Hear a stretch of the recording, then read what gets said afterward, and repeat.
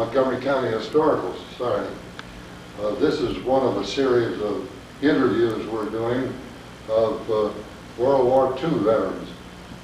As you all know, this is the 50th anniversary of Pearl Harbor, the start of World War II.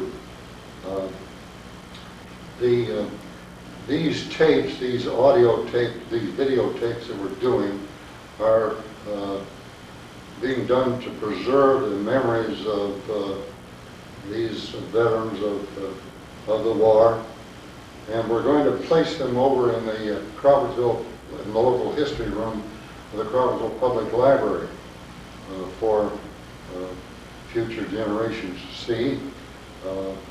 We may copyright them, and they are going to be the property of the Montgomery County Historical Society.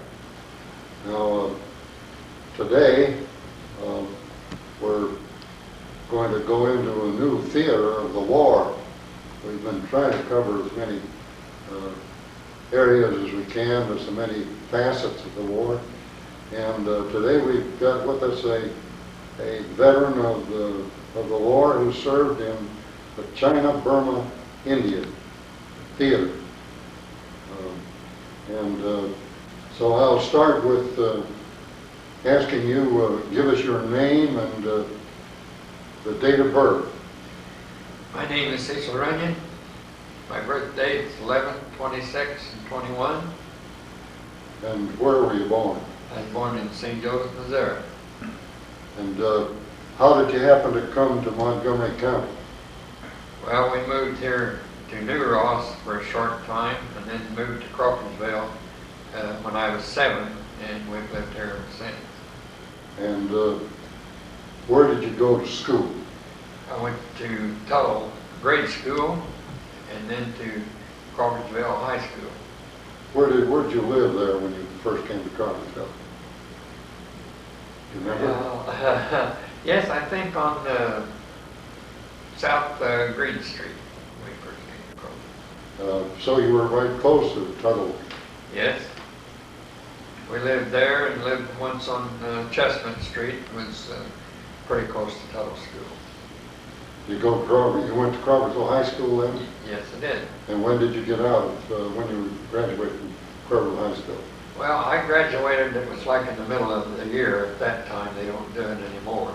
But in 1940. But in the Athenaeum, it's carried 1941. What happened, what happened to you after you got out of high school? Well, Was the draft breathing down your throat?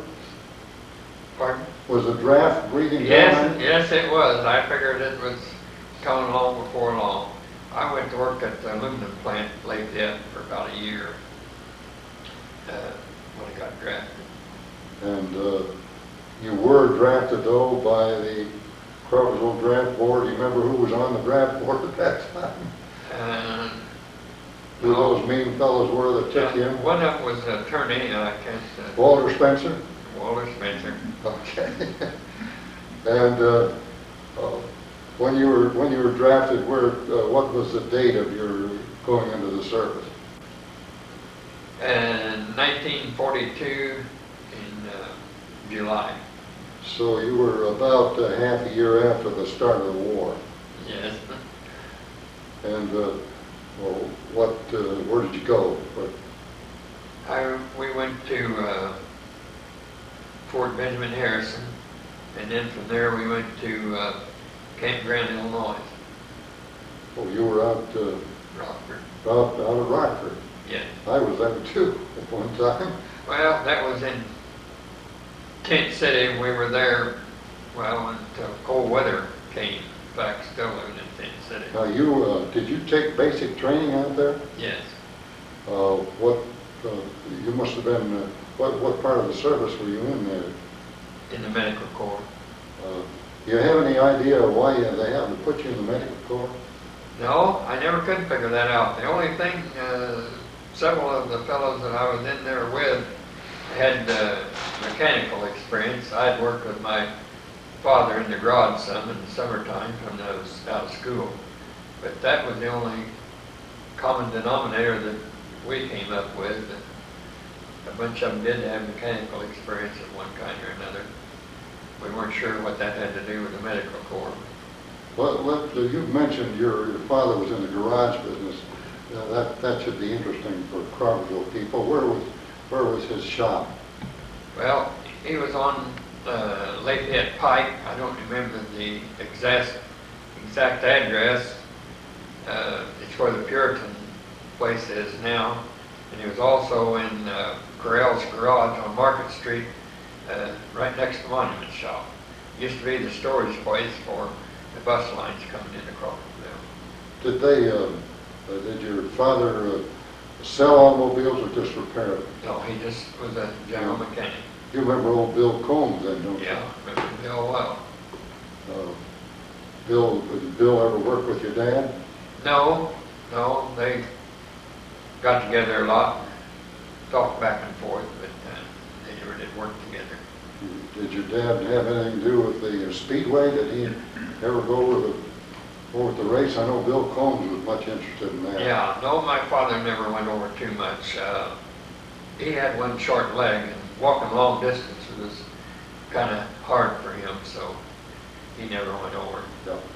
Well, let's, I've sidetracked here. Let's go back to your service out there at Camp Grant. You're living in Tent City, and what did your basic training consist of?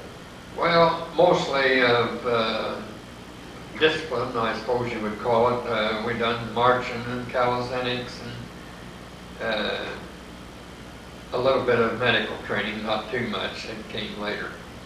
Who was giving the medical training? Different doctors and some nurses. Oh. All right. You were at Camp Grant how long until about when? Well, I'd say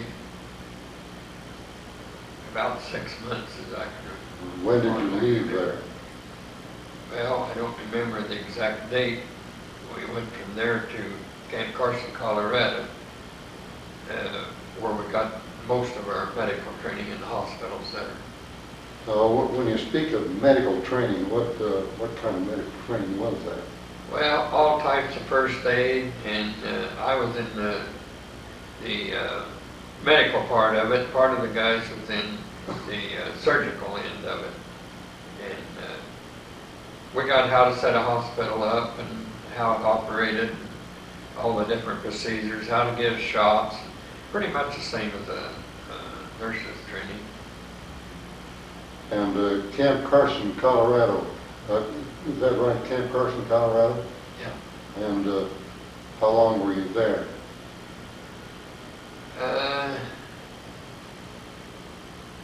I think about 5 months, maybe 5 or 6 months. But somewhere along the line here, did you become a part of a unit, of an organization? Well, later on, we went from Camp Carson, Colorado, at the end of our basic medical training, to Chiang-Kai-Shek, Oklahoma. There's a brand new military hospital that just opened up there to handle people coming back from overseas already from the war. And we were there, I'd say 7, 8 months. These are people that have been injured in combat? Or? Yes, they'd been injured in combat and was sent back to general hospitals. Now, along the line here, then did you meet up with did you make any friends that have stuck with you, that friendships that continued after that? Well, yes, in Chiang-Kai-Shek, Oklahoma was where our unit was formed. It was a 32nd Portable Surgical Hospital.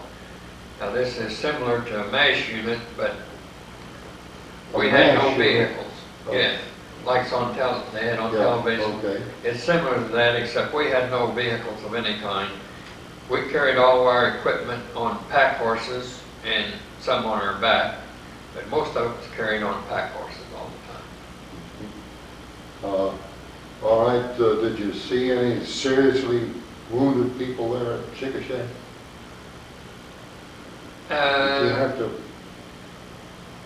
Not too much. Most of it was, well, it'd be some surgical, of course, but a lot of it was something that had convalescent period to it afterwards. Yeah. Would you say that your job was not so much as an orderly as perhaps more like a nurse? Is that right? Pretty much like that. All right. Where did you go from Chiang-Kai-Shek?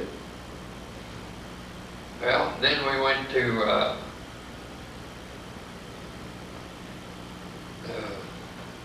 Hampton Roads. I believe that's. How'd you get to Hampton Roads? We went by train. And to be shipped out, I presume? Yes, that's it. Yeah. Now, I didn't pick up on that. You said that when you were at Chiang-Kai-Shek, you met up with some friends that you kept over the years? Well, that's where our unit was formed there. There was nobody in our outfit that I knew of before the service. But our outfit was formed there. 32nd Portable Surgical Hospital was combined of 2 surgeons, 2 doctors, and 32 enlisted men. Also, the doctors couldn't be over 34, I believe, and the enlisted men couldn't be over 25. So that put all of us pretty young. Even the doctors and the surgeons were pretty young. What was your rank at this time? Just still private? No, I was a T5 at this time, technician, 5th grade. That's comparable to a corporal. Corporal, yeah. Yeah. Okay. And then you began to work as a unit, so that you began to know that these people that were in the group. Yes. Did this group stay together for a while then, or did they? We stayed together pretty much most of the time. A while we were in China, we were separated. I was put out on detached service with a Dr. Buttons from New York. I was what you'd say his assistant, the same thing that the nurse would be. And he'd give us other training and experience. We could do a lot of things that we had to do that nurses wouldn't be allowed to do in the States. Did you grow to admire some of these people you worked with, or the doctors, or some of your fellow enlisted men? Yes, that was the advantage of being a small outfit. We got a lot better acquainted with each other. We knew who their girlfriends or wives were. We hadn't met them at that time, but we knew who they were by talking to them. They would tell about them. And it really grew into just practically like a family. Like a club, so to speak. Yes. All right, you're at Hampton Roads now, and I suppose they're getting ready to ship you out. What kind of a ship did you get on? We got on a Liberty ship. The convoy was one of the largest to leave Hampton Roads at that time, going overseas. Could you tell us about what time, when this was? 43, was it? Yes, I'd say middle of 43. Perhaps in the summer of 43? Yes. All right, now you got on this Liberty ship. What's a Liberty ship like? Well, it's a really small ship. I don't know, they had several nicknames for them. I don't remember exactly now. But it's, compared to troop ships and stuff, it is a pretty small ship. You get a lot of bouncing around in rough weather. And you're, okay, go ahead. I didn't mean to interrupt you. Rough weather, a lot of guys get sick from being on board ship with it moving around up and down and everything. I was lucky I never did get that. What kind of quarters did you have on board the ship? Well, they were cots fastened to the wall, decked about 6 high, with very small quarters. you could see the guy up above you moving around in his funnel. And how many men were on board your ship? Do you have any idea? No, I don't really know. Our bunch was in one part of it, and we didn't actually know how many others were on there. Did the officers, of course, had better quarters than you did? Yes, they had separate dining room, better quarters than what we had. Did you? How do they compare with yours? They had cots hanging on the wall too? Well, I never was in one of them, but they said they weren't too bad. How was the food on the ship? It wasn't too bad on the Liberty ship.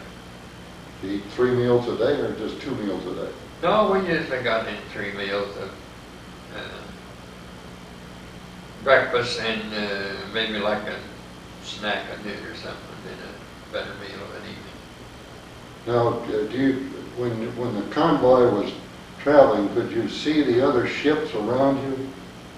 Yes, we could see them most of the time.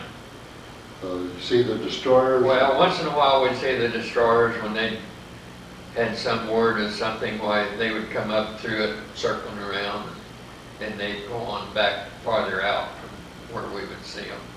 We could see a lot of ships from our boat. Did you ever have any alerts for submarines? Yes, we had several. I never did actually see a submarine, but we had several alerts, and then the destroyers would come up through there, and everything would get all clear again. As far as you know, none of your ships was sunk when you were coming across? Not as far as I know. All right. Now, how long were you on board this ship? This first leg? Do you remember how many days that was? I would say 3 or 4 weeks. To cross the Atlantic. And where did you land? We went to Oran, North Africa. When you speak of 3 or 4 weeks on board a small ship like that, what did you do for recreation while you were on board? Well, done a lot of Play sleeping, poker? reading. Yeah, some of them played poker. Done a chance to do a lot of reading. Just relaxing. You lie out on the deck and... Well, I could. We'd lay on the hatches sometime at night and look at the stars and watch the masts going back and forth, but usually very many guys, you tell them to do that, why it wasn't but a few minutes and they was sick of heading for the rail. All right, you've got yourself over to Oran. What kind of a place is Oran? Well, Oran is a distribution center for all the troops coming in there, where they will be sent out to different places, different climates, or a lot of the clothes are changed there. Maybe you come in summer clothes, you're going where it's cold, why those are all switched, or vice versa. And you see guys from all over the United States there.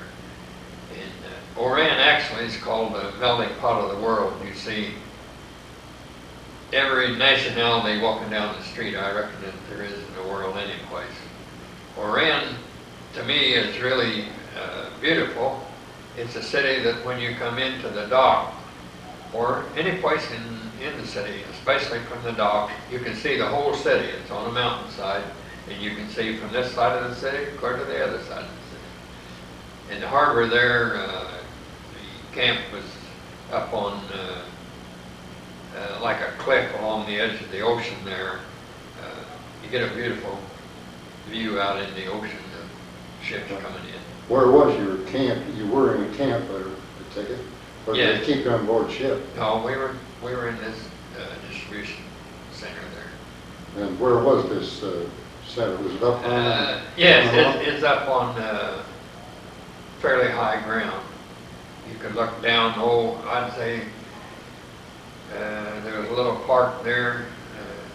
I'd say it was probably 400 feet anyway down to where the water was. How was that camp? Was it a tent city? Yes, it was all tents. And how was the how were the facilities set up there? Were they pretty organized by the time you got there? They seem to be. Yeah, in other words, good toilet facilities and good mess halls and that sort of thing? Yeah, they serve pretty good food for the conditions and the amount of people there. Yeah. Now, let me ask you this. At this point, did you know where you were going? No, we still didn't know where we were going. Did any of the officers know where you were Well, going? that I don't know. If they did, they didn't tell us. I rather doubt it when we went there, that if they knew. All right. Okay, you were in Iran for how long? About 3 weeks, I think, was like the time. And what happened then? Well, then we went from there by ship to Bombay, India. We were there a couple of 3 days, but we had to stay on the ship because there was no security in Bombay at that time. I presume from what you're saying is that you went through the Mediterranean. Yes. And this must have been pretty late in the war because the Germans, were they chased out of North Africa by then? Yes, they were. Did you have any, were there any threats from the airplanes as your ship went through? No, we never. And you went through Suez? Yes, went through Suez. What kind of a ship was that you were on then? Was it one of those Liberty ships? Yes, at that time. At Bombay, we got on a British ship. Yeah, but you, as you went, you have any recollections of going through the Suez Canal? Yes, it was pretty hot, sandy, wind blowing a lot. We could see Suez City. It looked like a lot of stuff similar to the States, especially signs. You'd see Coke signs, different advertisements were reminded you of the States, seeing that part of it. Now you came down around through the Red Sea then, and around the coast of the Arabian Peninsula, and then off to Bombay. Yes. And when you got to Bombay, what happened there? Well, we stayed on the ship waiting for a train, and then we got off the ship and they loaded us on a train. It's a narrow gauge railroad. The cars were all wide open. They had the seats in it were wood slat seats, the width of 3 people. And it was very old and would be very dilapidated in comparison to any of our oldest equipment that we might see anywhere. Was there a roof over it? There was a roof over it. But the locomotive was belching out smoke, and that was coming into the... It was wide open on the side. You had your benches, 2 rows of them, and you just step off the train whenever you wanted. And as slow as they went, a lot of times we'd get tired sitting on old hard slat seats. We'd get off, walk along beside the train a while, maybe walk on a little ahead or stall around there a while, have a cigarette, and go back and catch it. But it was very slow, antique. Do you have I'm getting ahead, going back a little bit, have any recollections of Bombay? What was that like? Well, from what we could see, the harbor was full of ships on their side, or upside down, or part of them clear underwater. I guess that had been a real large, heavy battle there at one time, sometime before we came there, but the harbor was still full of all these blown up ships sitting there. I mentioned, because I was in Bombay too, I think a little earlier than you were. They did the same thing with us. We had to stay on board ship. They wouldn't let us go on shore. It's a very dirty place. Now, this trip across India, where were you headed? Well, we went by train to Calcutta, then we went by plane. We was on C-47 Army plane. Don't want to leave this train yet. Did you see a lot of poverty there in India as you went along? Yes, a lot of it, and thousands and thousands of people. Some small town, oh, you might say an area the size of Newmarket or one of these small towns around here, that given area, there would probably be thousands and thousands of people in it. A lot of them running around half dressed. Thousands and thousands of kids, lots of kids. What were your toilet facilities like on this train that you're on? It wasn't too much. How did you, what did they do to feed you? Well, they'd stop. They had provisions, portable stoves and stuff, and they would stop and feed maybe, say, soup or something like that that they eat at other times, why it would be mostly cold rations.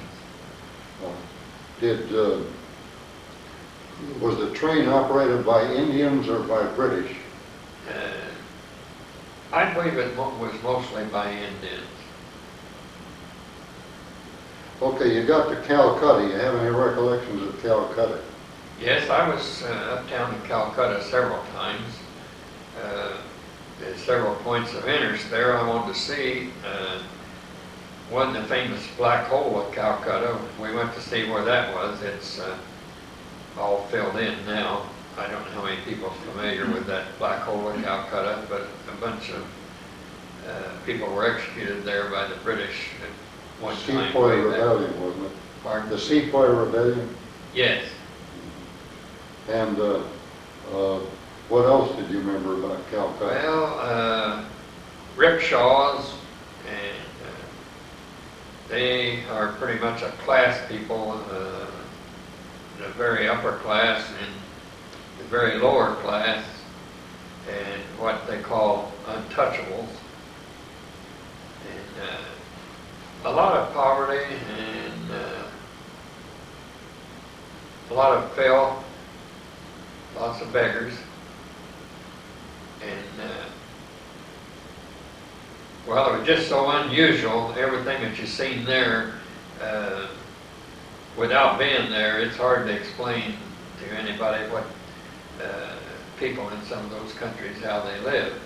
Do you remember, was there a lot of military personnel around? Yes, there's quite a few around. What nationality? Well, American, British, some French, and quite a few Australians I saw in Calcutta. By this time, had your group grown pretty close together? Yes, they have. They're Had you begun to make any good fast friends? Yes, everybody was real close-knit bunch. I don't think anybody ever had any trouble with each other in our outfit. Everybody, I don't know, I suppose something to do with the way they picked them. I reckon it seemed like everybody got along fine. Anywhere, I'm going to ask you this while I remember, anywhere along the line did you meet anybody else that you knew from Montgomery County? In Calcutta, I met George Eiler Jr. was the only one that I met from here. George Eiler was his father a dentist or something here, or what was it? Either his father or his grandfather, I forget which. I'm pretty sure his grandfather. Did you ever see him after the war? No, I never saw him anymore after we left Calcutta. How did you happen to meet? Well, the tents are set up in rows there, and different guys will go back and forth across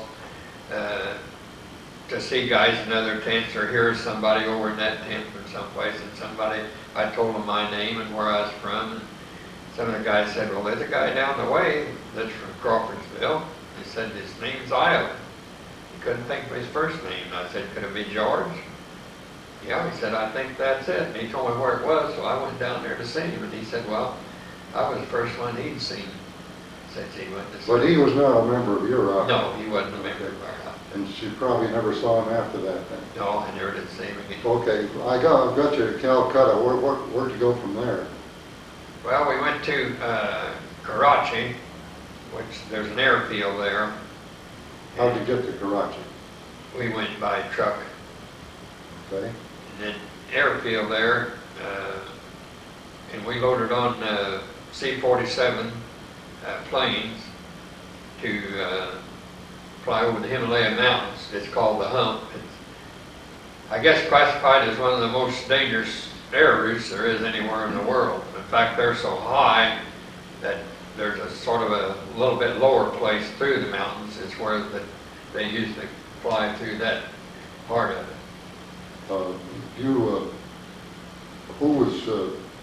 What outfit was ferrying you over there? Was it Chenault's flag? No, Chenault's outfit? I believe it was the 147 Airborne Group, I believe was the one that was doing that. All right. Tell us a little bit about that flight. Well, we had all the men and our equipment in there, and it was cold. It was on the ground. It was hot. Everybody was running around in their shorts and shirts. But after we got up in the plane and towards the mountain, well, it began to get cold, so we put on more clothes, and finally we had our coats on. And then for a while we wore oxygen masks where we were in the highest part. That was the first plane of that size I'd ever been on, and it was a real rough flight. It seems like sometimes you were dropping down as much distance as you was going forward, or maybe jumping up. You'd just be flying along, and all of a sudden, like the bottom dropped out of it, and then about that time it would catch. The next thing you knew, it would jump up in the air again. It was pretty much that way all the way over the hump. Pretty rough weather. We had parachutes, but the guy, we asked him about, well, should we put these on? He said, you put it on if you want to, but he said, it wouldn't do you any good. He said, if we ever went down here, they might as well forget about you, because there's no way to get into there. The mountains are so high, and the terrain's so rough and everything. He said, chances are they could never find you if they had any idea where you were. Even they wouldn't be any way they could get to you. How many of you were aboard this plane? Do you have any recollection? Was it your whole outfit on one plane? Yes, we had all the officers and all the enlisted men on the plane, plus a lot of supplies and baggage. The C-47 was one of the main shipping planes over there. I'd watched them load a lot of them. They'd load steel pipe in. You'd think they'd never get off the ground. Horses, I don't remember exactly, but a lot of horses. Didn't have any horses on your plane, though? No. The horses were a smaller type horse than what most of ours are. And they were used for pack animals. Those, all they'd have was those aluminum seats along the side that pulled down, is that it? That's all there was. That's where you sat? Aluminum seats. It was really surprised how cold it was up there. It was an experience. Could you look down and see those mountains? Yes, we Scare could see the mountains. A lot of times we were above clouds, and they come to hole in the clouds, and you could see the mountains. But a lot of times it was just you could see the mountains, but it'd kind of be hazy, snowing, blowing. It's a trip that you'd never forget it. By this time you knew you were part of the CBI. Yes. Now you've got in your hand there a CBI, the China-Burma-India hat. Want to hold that up? Yes, this is the patch for CBI for the men that served in China, Burma, and India. We all wore this in a patch on our sleeve. I happen to know about that because I belong to the Persian Gulf Command. Oh. And when our outfit broke up, a lot of them went over to CBI. Uh-huh. And when I attend reunions, they have a special honors for the fellows that were also get the CBI patch. So I'm familiar with that. Yeah, you've seen it before. Yeah. Okay, by this time, did you know you were a member of this China-Burma-India Yes, command? yes, we were. We knew that for And, sure. did you have, where did you land? Where did you head in? Well, we went to Kunming from there, to Kunming Airport. They were still actually working on quite a bit when we was there. That was kind of interesting. The Kunming Airport was built all by hand. And they had thousands and thousands of people, even kids, working on it. Dirt was all carried by hand, rocks was carried by hand. They rolled it down. They had hundreds and hundreds of people hooked onto big rollers that they rolled over. Did you see this going on? Yes, we saw some of it going on. What year was it? What time of the year was this, or when was this? So we've got some notion of when this happened. Well, this was in,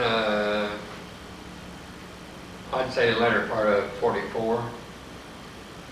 The latter part of 44? Yes. Okay.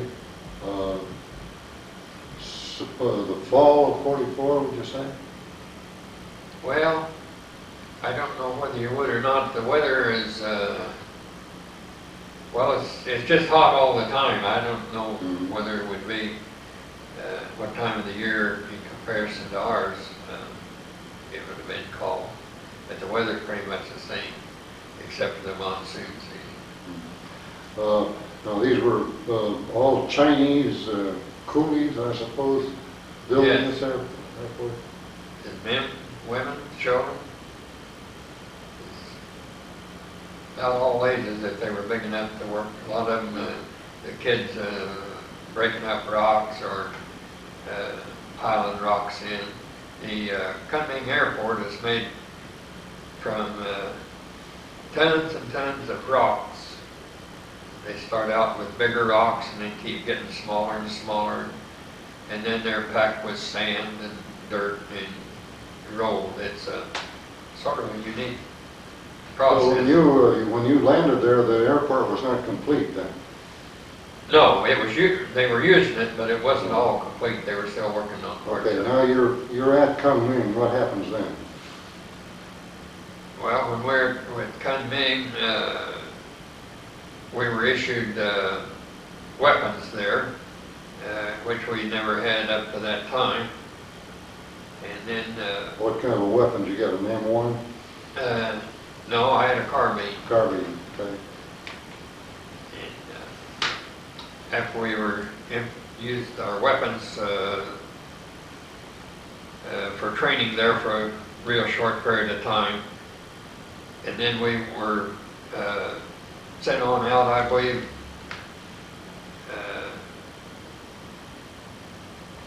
Nanning was the... How did you get to Nanning? It was by truck. We were most of the time either on the Lido Road, probably most of the time on the Burma Road. Well, you moved around a lot then. Yes, quite a bit, quite a bit. Who did you have to treat with this medical outfit? Were there injured Americans or injured? Yes, all of them that we got were injured Americans. Once in a while we'd get a civilian that something had happened to, and they would take care of some emergency treatment for them. Well, what American combat units were there that you would have to service? Well, I don't remember what all units were there. I was on detached service to the Chinese First Army, this doctor and me were detached to their outfit and stayed with them for quite a while. Where was that? At Nanning, part of the time, and well, on down the Burma Road to different places, Pao Shan, and Lung. Can you spell any of these names for us? No, that's just the way I pronounce them. They, by looking at them, you wouldn't, somebody Chinese would have to tell you about how they were pronounced. Well, now you were with, you were detached with the Chinese forces. Were they in combat? Not right where we were at with them. They were. We were more with the headquarters group. And by the headquarters group, you mean the general's headquarters? Yes. Chinese general. Yes. You have any recollection of who that was? Well, the Chinese general was Chiang Kai-Shek. You mean you were in Chiang Kai-Shek's headquarters? Well, right near them. His headquarters was over to one side of where the American headquarters were. Did you ever see Chiang Kai-Shek? Yes, I've been to a dinner that he put on for a bunch of the American servicemen there. Did you ever see General Stilwell? I'm not sure about that. He was in a place once that we were told that he was in this bunch that was there. I don't think I ever got to actually see him, that I can remember. That's been kind of several years ago. Yeah. Tell us about Chiang Kai-Shek and his retinue. What were they like? Well, were they real fighters, or were they just out there doing not much of anything? Yes, they really were. Of course, they've been fighting, Chinese had over there for, well, I think they've been fighting the Japanese around 7 years at that time. Were there any Japanese near there where you were? Not that I ever saw. We knew that they were off in the distance there, but we didn't see them right then. Mm-hmm. Tell us about that dinner that you went to put on by Chiang Kai-Shek.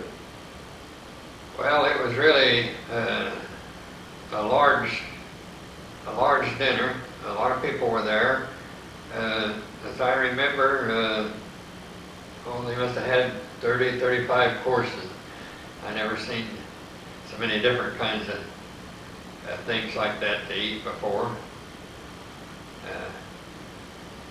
I wasn't too much on Chinese food. I eat a lot of rice. I haven't had any hankering for Chinese food since I've been back in the States. But it was a real elaborate affair. A lot of officers there. They gave a lot of toast. He probably feeling pretty good by the time that the meal was over, because I suppose it lasted a couple of hours. Did Chiang Kai-Shek talk? Did he speak? Yes, he did. I don't remember, just he welcomed troops there and was glad they were there, glad for their help and different things that he talked mentioned. in English, did he? Yes. A lot of the Chinese officers could speak some English. They have a different, a different dialect or sound to their words than what we do. Now, go into this banquet. Who was it? Just your American outfit that was there, or were there other American outfits? No, there were some other soldiers there. I don't remember, and some officers there. I don't remember just where they came from. Mm-hmm. But our whole group was there. What about Madam Chiang Kai-Shek? Was she in evidence? Yes, I saw her once or twice. I never did hear her talk. She was usually with other women when I saw her. What about the Chinese Army? From the way you talk, you must have had a pretty good idea of what the Chinese Army was like. Well, one thing that I noticed working with this doctor, we were given shots to Chinese just coming into the Army, and something that was kind of funny in a way, we were in a big open compound, and they had lines of hundreds and hundreds of people coming in to see if they get in service. Well, the doctor would examine them, and we would give them shots for different things. And of course, Orientals, they say all look alike. Well, it seemed to me like I told the doctor, I said, some of these, I swear, has been through here before. And he said, well, don't let them pull that on us. So we said, go back over there to the side someplace and watch. Well, I watched, and every once in a while, one would go through for a checkup, and he didn't pass. He'd go around the other side of the field, come back and get in line again.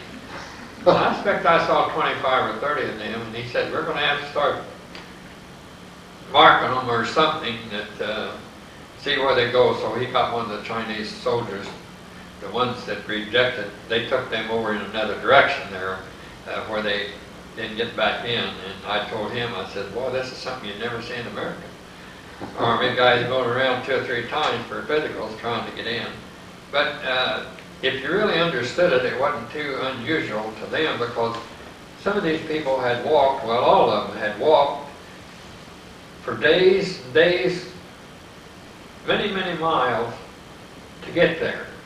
And if they could get into service, they could get clothes, they could get food to eat, and a shelter of some kind. So it was understandable. They didn't have anything at home, and if they could get into service, why, they were twice as well off as they would have been if they couldn't get in. Yeah. What sort of a camp was this? Well, it was just a small camp. A lot of the buildings were mud buildings with thatched roofs on them. In fact, one of them that I was in, one of the fellows, there was 4 of us in this one, with cots, and when we went in there, it was full of cobwebs in the top of it. And this other fellow from up in northern Indiana, he said, well, I'll get rid of them. He found an old broom and poured some lighter fluid on and set fire to it, and he's going around and burning all these cobwebs because they were really thick. Well, what you might expect, the first thing you knew when the roof was on fire, that was the end of that, so we had to move to another building. That fellow from northern Indiana in your outfit? Yes, he was. You ever see him since? Yes. We have a reunion every 2 years, and I see him there. Well, you haven't described very much about the Chinese Army. What was a pretty ragtag outfit? What was their equipment like and their clothing? Yes, it was. Their equipment was most of it a lot older. Now we had issued, or the American Army had issued them a lot of equipment that was better, but their uniforms weren't nice like ours. And their shoes are usually what, like we'd call a moccasin, cloth type sandal like. And of course their mess facilities were nothing like ours, usually just out in the open. They set up great big kettles and build a fire in them and cook rice in that, and they would round up vegetables and stuff. That was one of the main drawbacks when we were in China and Burma too, but especially China, was food. Now, all the supplies coming over, it had to be stuff that they needed for the military, like pack horses, pipe, and all kinds of equipment.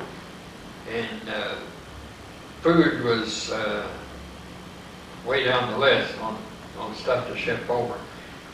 They didn't furnish us any food at all. In fact, we got at that time was like $90 a month for each person in our outfit. Then we had some Chinese army people, interpreters, that were with us, and we'd send them out and they would buy vegetables and stuff of different kinds and meat. And then at the end of the month, after all the bills were paid, what money was left, usually it would be $30, $35 a person was left. Well, we got that back by having them buy all the food that we had. That was the way that ended up. Then later on, they got to shipping in food, and they had mess halls, and we had regular GI food like everybody else. Now you say you were on detached service with this doctor and yourself, the doctor and the nurse. Were you the only two Americans in this whole area? Most of the time, at that time especially, we were stationed in a small town. I believe that was Lund. And how long were you there?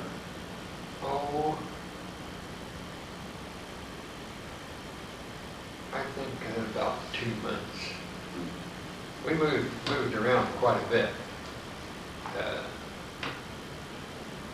Did you move by truck or did you fly? No, we moved by truck. Now, when we were out on in these places, we were truck. Now, when the other part of my outfit went to Tenchung, now they were moving everything then on pack horses. Okay, after your detached service, what'd you do? Well, we went clear on down across the Salween River. You know what? You have a map there. I wonder if that map could help us orient us a little bit. That map won't show very well. What about that other one that you showed us here earlier? Maybe that... Yeah, this map shows the Lido Road and the Burma Road, which is the main one that we were on. But hold it out there flat like that and show us the Burma Road first. Well, here's the Burma Road, runs right down along here. It goes down and crosses the Salween River. And where is the Lido Road?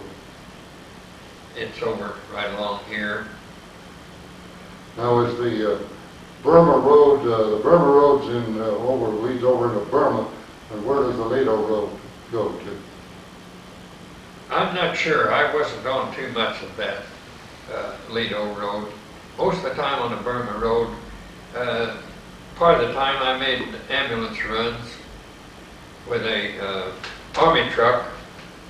I would go down to different aid stations, like where wounded came in, and pick them up and take them back to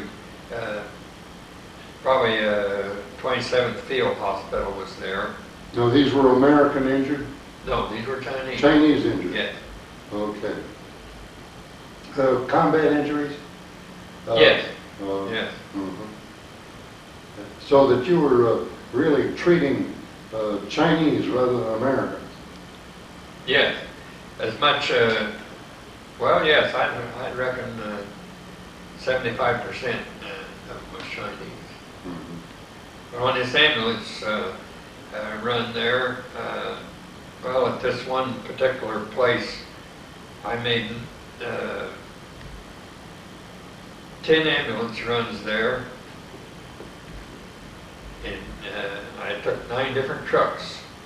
The Burma Road now is built out of chiseled away places on the side of the mountain. They just go in with bulldozers, dynamite and stuff, and blow away the side of the mountain, and that's what makes the road. It's a lot of it is like solid rock and washboard, real heavy, deep washboard.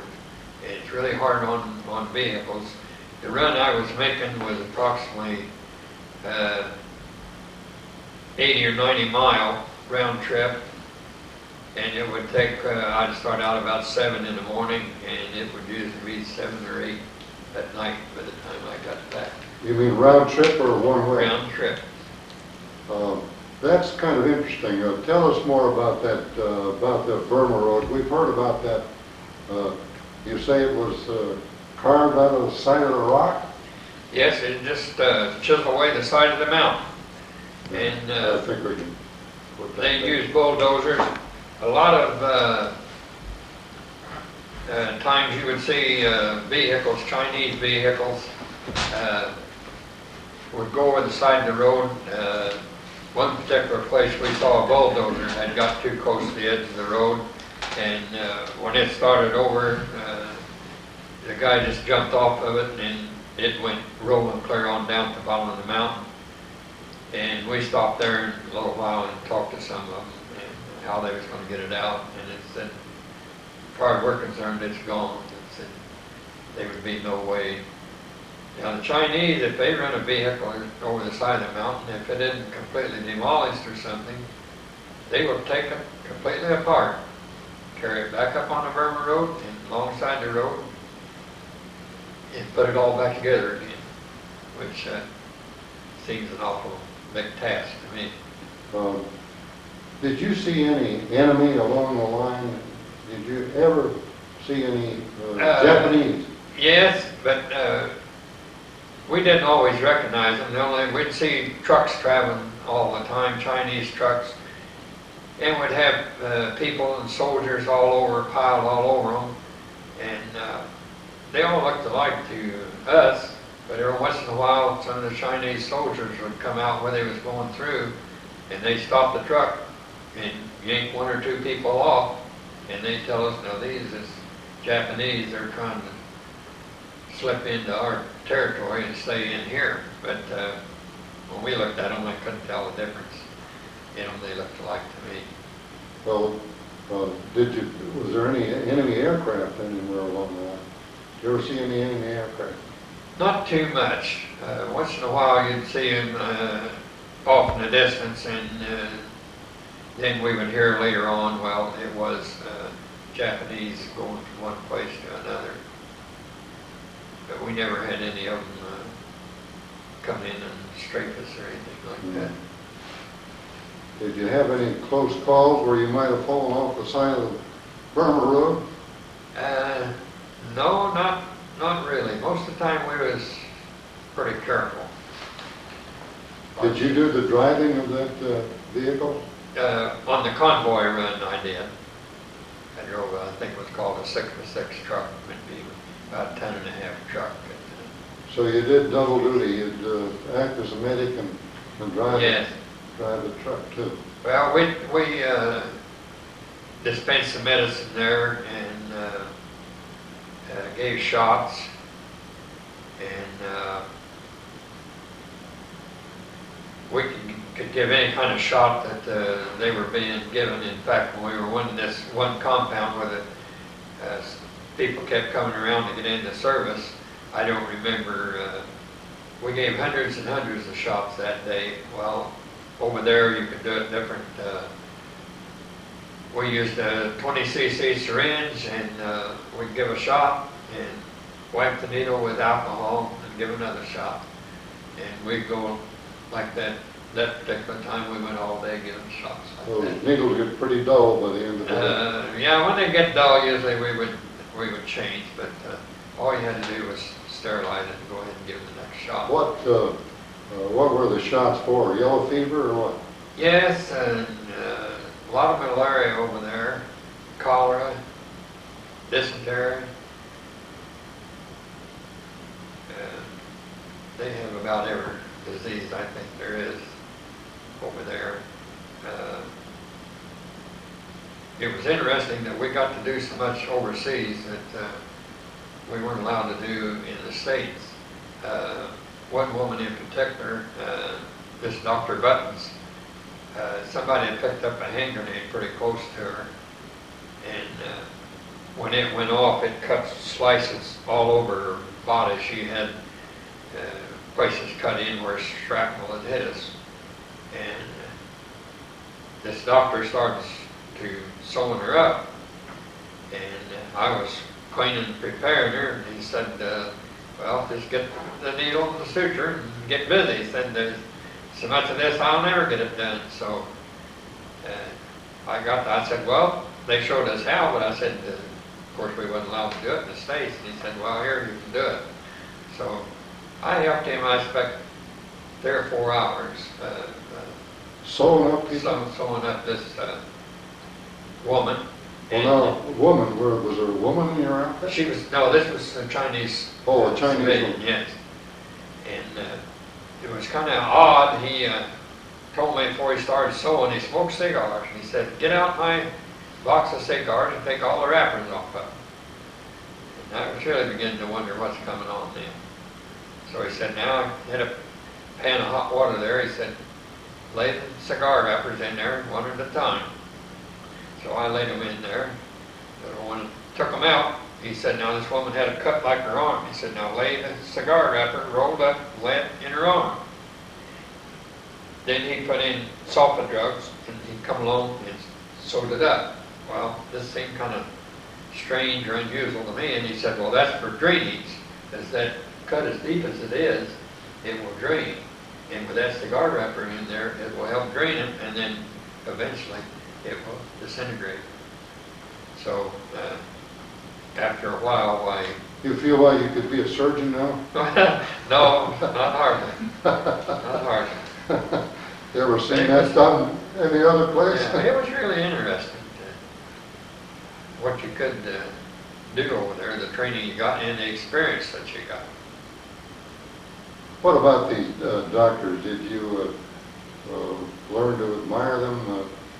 Very much. I tell you, they operated out. A lot of times it'd just be they'd throw up a bunch of boards across the sawhorse or something, and they had several silk parachutes, and usually they'd set one up over a table or something, and that's where they do a lot of their operating. They caught the wounded the first ones. Then they give them emergency medical treatment or emergency surgery, and then they were sent on back to some field hospital after that. These were mainly Chinese, though.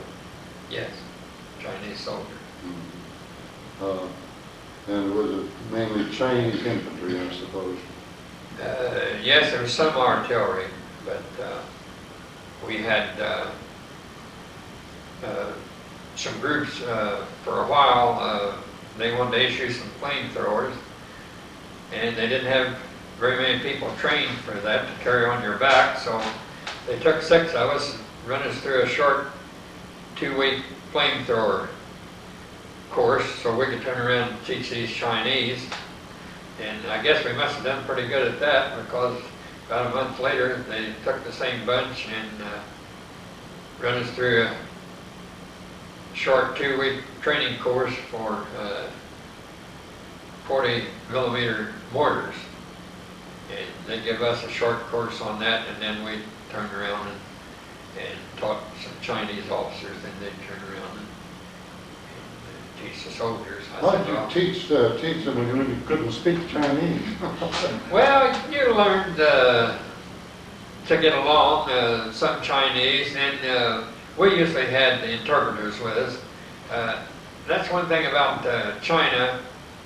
China is made up of a lot of provinces, which was well, it might be like our states, or it might even be like our counties. A lot of times you would go from one province to the other, and the interpreter that you had there couldn't speak the language, the dialect that they were speaking in that. I've been in as high as 4 different areas where they all spoke different language. But the Chinese Army would furnish us with interpreters, and they would teach you some of it if you want to learn. Why, they'd spend the time with you to teach you some of it. But it was unique that one interpreter couldn't go from one province to the other and still speak the same dialect. Then when we went down to Canton, they speak another dialect. Cantonese down there. All right, after you got through with your detached service, where'd you go? Well, then we went back to, flew back over the hump in a, I believe it was a C-54, I'm not sure, a much larger plane, and a lot easier flight because they flew a lot higher and had the oxygen mask and had to use all the time. We went back to Calcutta, or back to Calcutta, yeah, and was waiting there for a ship to come back to the States then. All right, why don't we take a little break here? Mike, you want to switch this off for a minute, and we'll Calcutta for a few minutes here. And I want you to tell us about the burial rites that you saw. Yes, in Calcutta, I went to places they call the burning ghats. And this is where people are cremated. They cremate most of their people. Very few cemeteries I ever saw at all. In this enclosed compound, they dig trenches in the ground large enough for a body, and the body is wrapped in cloth all over, and it's laid in there, and then different kinds of wood, sandalwood was one, is piled up all over them. And this is set on fire, and they have incense and stuff that they put in the fire. And different ones are standing around chanting different things. And the body is completely burned there, and then the ashes are taken away. Some of them are kept, some people take them away in urns, and others, they say, are taken away and thrown in the Ganges River. This is some kind of Indian religious ceremony. I'm not too sure just what all it involves. And also while there, went through the Queen Victoria Monument. Is a real unique, unusual place of marble statues and walls. Large pool out in front of it. It was a very, very interesting place to go through. Now, another story that we missed when you were up there in the mountains in China about your experience with boils. Oh, yes. One Sunday we had a little time to relax, and I and another fellow friend of mine decided we'd go horseback riding up in the mountains. So we took off early Sunday morning, went horseback riding up through the mountains, rode most of the day, stopped once in a while to look around. That evening we came back about 7 or 8 o'clock. About 3 or 4 days I began to have large boils where I was sitting on the legs. I never had boils before. This is kind of unusual. So I let it go 3 or 4 days, and I began to get more. I began to get a little concerned then, so I went to the first aid station to have the doctor look at it. He looked at it, kind of began to grin. He said, "You been horseback riding?" And I said, "Yeah." He said, "Did you put a blanket on the horse?" No, we didn't have saddles, so we just rode bareback. And he told me, he said, "That's the worst thing you could have done." He said, "The sweat coming from a horse is very, very poisonous." And he says, "You'll probably have them for another week or two," which I did, but I didn't go horseback riding anymore to make sure I didn't get any more. And it finally cleared up, and that was the end of it. Another point that we talked about in the intermission here is you felt this lack of harmony between Chiang Kai-Shek and General Stilwell. No. Yeah. You. How did that affect the command at all? Could you feel that undercurrent there? Well, Not too much, but we knew that it existed. It's one of those things you kind of hear rumors from different places. Well, this is wanting to make all the decisions, or the other one is wanting to make all the decisions, and it kind of comes to the point there where one or the other has got to make the final decision. So everybody kind of had the feeling that this was what was going on. It was to decide who would have the final say on different issues. It was mostly stuff you got by rumors. Was Stillwell sent home while you were there? Or did he leave the command while you were there? Do you remember? The best I can remember, he did. But you thought maybe you saw him once or twice? Yes, I thought maybe I saw him one time when I believe it was in Kunming. There was many soldiers around there, and there was one bunch over to one side there, and somebody told us that he was with a bunch that was over there, and we could just see the bunch was there, but I couldn't really say that I actually saw him face to face. And you had never heard of General Patrick Hurley, the fellow that was involved in all of that? I don't recall if I have. That's been a lot of years ago. Yeah. Did you ever see Madam Chiang Kai-Shek again after that one occasion? No, that one time was all I ever seen. A lot of the women like that, you don't see too much. They're not as much in public as what like the women in the States would be. Mm-hmm. All right. After your detached service, then you went home, did you? Yes, we went back to Calcutta again. Flew back? Yes, we flew back over the hump to Calcutta, and the trip wasn't as rough this time. No, it was a pretty smooth trip. I really enjoyed it. It was a much larger plane, and it was a little unusual. When we came into the airport there, I thought that we'd overflown it. It looked to me like we was right over it.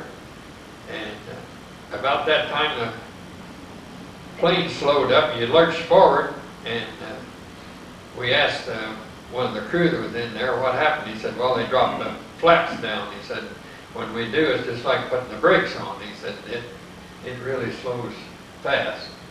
And so they wasn't as far over the airport as what I thought they were, and slowed down quicker than I thought. So they settled on in there and let on the airfield. Did you take a ship? Did you go by ship home then, or how did you? Yes, we went took home from there. Took a ship there, and we landed in. We were supposed to land in Spokane, Washington, but the docks were too crowded, so we landed at Tacoma. How long were you aboard ship? I don't remember for sure. Not. You left from Calcutta. Yes. Was the war just about over then? Yes. And about when was it? Was it in the summer of 46 or 45? Or when? Yes. When I got back to the States in January of 46. 46. Okay. It was long after then the dropping the bombs on Hiroshima Yes. and Nagasaki. We were only in Tacoma, Washington, about a week. There's where we got the first good American food of all you could eat, all the milk you could drink, all the fruit, and it was. They really treated us royally. Pretty long trip though. Yes, it was. On board ship. It was very long. But you don't have any idea how many days it would have been. No, I'd say between 3 and 4 weeks. Were the accommodations good on board the ship, better than when you went over? A little bit, not too much. It was better than the British ship we were on. That was one thing I really did cover with that British ship. Well, tell us about that. We don't want to miss it. Well, they put us on this British ship. The quarters weren't much different than what we had. Well, where was this British ship from? Where? At Calcutta. Okay. And no, this was when we went from North Africa to I see. Bombay. Okay. Yeah. That was the British ship. That was the British ship. It had, I noticed before we got on it, that it had a big hole in the front of it there. You could see it was full of cement. Well, after we was on board, we got to asking some of the crew that was there what happened, and they said, well, they were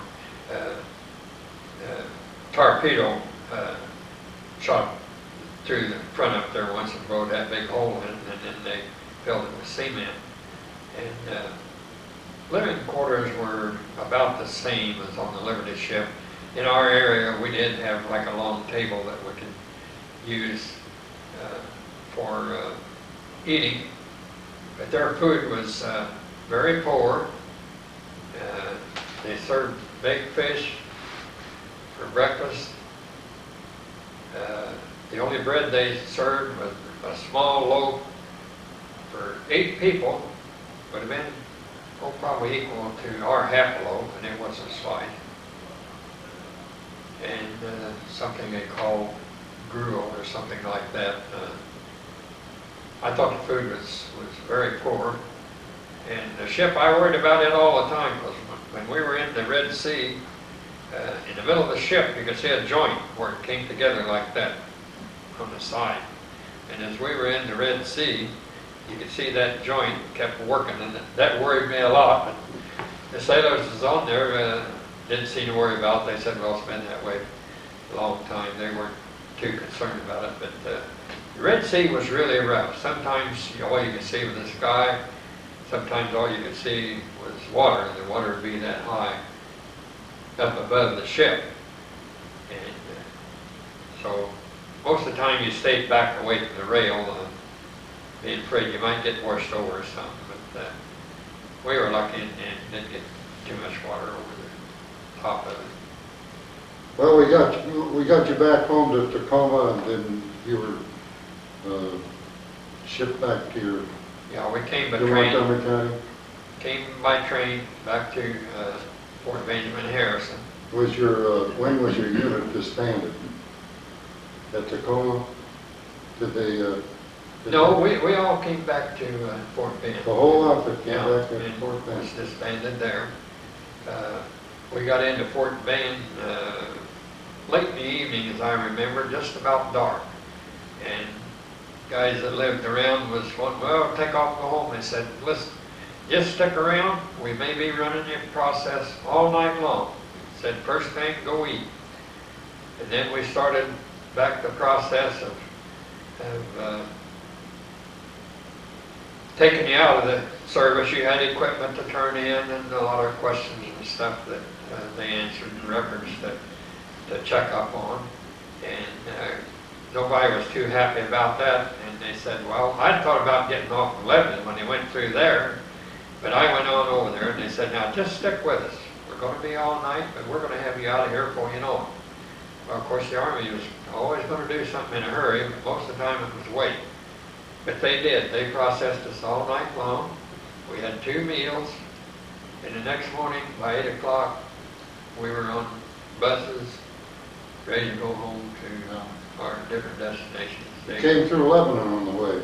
Yes. On the train. I couldn't believe how fast that they processed us. And what happened to you after you, I take it all this while you were not married? Yes, I was married when I went into service. I wasn't You were married when when, I didn't get that. You mean you were married before you went into the service? Yes. You're pretty young. Yes, I was. Who'd you marry? 21. Her name was Kelly, Dorothy Kelly. And did you, I take it there weren't any children, though, to be concerned about at home? Yes, my wife was I think 5 or 6 months When pregnant. you went in? She drafted me. Well, I tried to stay out. Well, my father even went up.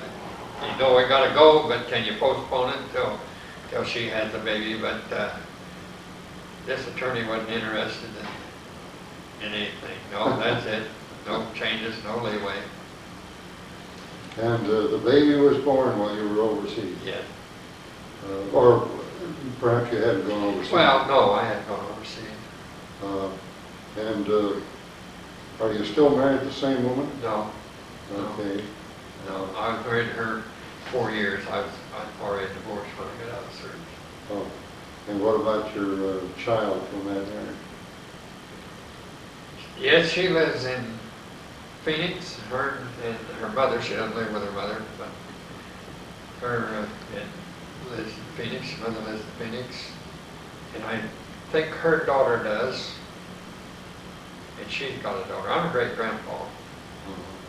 Yeah, you're still on good terms with your that daughter? Like, Yes, I haven't seen her for several years. About 15 years ago when she came back here. That was before she was married. what about then your second marriage? What? Well, I've been married 35 years now. And who was that? Virginia Westfall, Marion Westfall's daughter. They come from up between around Waynetown, between Waynetown and Wingate. They farmed there most of their life. And do you have any children by that marriage? No, my wife had been previously married. She had a boy, and I had a boy. Oh, wait a minute, I guess I don't get to, you say you had a daughter by that first? Yeah, I had a daughter by the first one, a son by my second wife. Yeah. And then you, and your second wife, what was her name? Shirley Durham. Durham. And then, I take it you were married a third time, is that correct? Yes, Okay, and that was the Westfall. yes. I've been married to her 35 years. Okay, what occupation did you go into after you got out of service? Well, I went to the wire mill on the government training programs. I went to apprenticeship for machinist in a machine shop there doing machine repairs of all kinds. And I was there 4 years. And then let's see, I worked at machinist at Summer Metalcraft for 4 years. And I was machinist at Ray Bessis when they started. 5 years machinist and 3 years machine shop foreman. And then later on I went to Donnelly's and I retired from Donnelly's with better than 21 years service to When did machine you shop. retire? About 5 years ago. All right, now you go to reunions, I take it? Yes, we have. We started in at the end of 40 years from World War II. Different guys started writing around to different guys in our outfit, trying to contact everybody. And we decided we'd have a reunion every 2 years at Airport Hilton at Fort Wayne. So we rounded up probably 75–80% of them, and we found out that 3 or 4 had passed away already. This is just your medical unit? Yes, just our medical unit. Okay. 3 of the 4 doctors had passed away, and I think 3 people we never could find. One was from New York, and 2 was from Kentucky. This was something I could never figure out. And when we talked about picking ones out for this, we had people from Kentucky, Tennessee, Indiana, New York, New Jersey, California. I couldn't figure how all these people got gathered together, but it was a mixture. Well, when's your next reunion? This fall, it's in September, and it will be in, I believe, Akron, Ohio. It'll be in Ohio, and I think two of the guys live in Ohio, one at Akron and one in Columbus, and they're going to pick one of those places. But we're going to start having reunions every year. We brought this up last year, that every time between reunions we lose anywhere from 2 to 4 people, and so we figure, and sometimes we've lost a man and his wife both. Now these reunions are real unique. I was worried about the first one we went to. In fact, a lot of us debated, or our wives did, with us about, well, we're going to go or not. We're not going to go. We don't know these people. You guys all know each other, real close, but we don't know each other. So they worried about that, and I could understand that. But it was amazing that when we all met there, I'd say in 2 hours, everybody knew everybody. Real good. I never seen, it just seemed just like the men, that then weathered it. The women all had just a common bond, like, I reckon. Yeah. But they just got together, and in no time at all, they were talking up a storm like they knew each other for quite a while. And it's been that way at all of our meetings. Now, let's not close this thing out without showing this medal down here that you've got. Let's pull that up here and show it. What is that? Well, this medal was issued by the Chinese government to Americans serving in the CBI theater. Now, they presented this medal to us with a long letter thanking us for all that we've done over there and all the training, all our help of all kinds, and how much they appreciated it and everything. It was real nice, and signed by the Chinese government. There was this medal and a ribbon went along with it that I don't have with me at the present time. But it was about 2 to 3 years after I was out of the service that I received this medal from China. So it was Chiang Kai-Shek's government that gave that to you. Wouldn't have been Mao Zedong. Wouldn't have been the communist government. It No. would have been the Chiang Kai-Shek. Well, I think that it's been a very interesting session here for us, Cecil, and I sure do appreciate your coming out and telling us all about I'm glad to do that. it. Brought back a lot of memories. I hope your grandkids will be interested in listening to this. I'm sure they would be.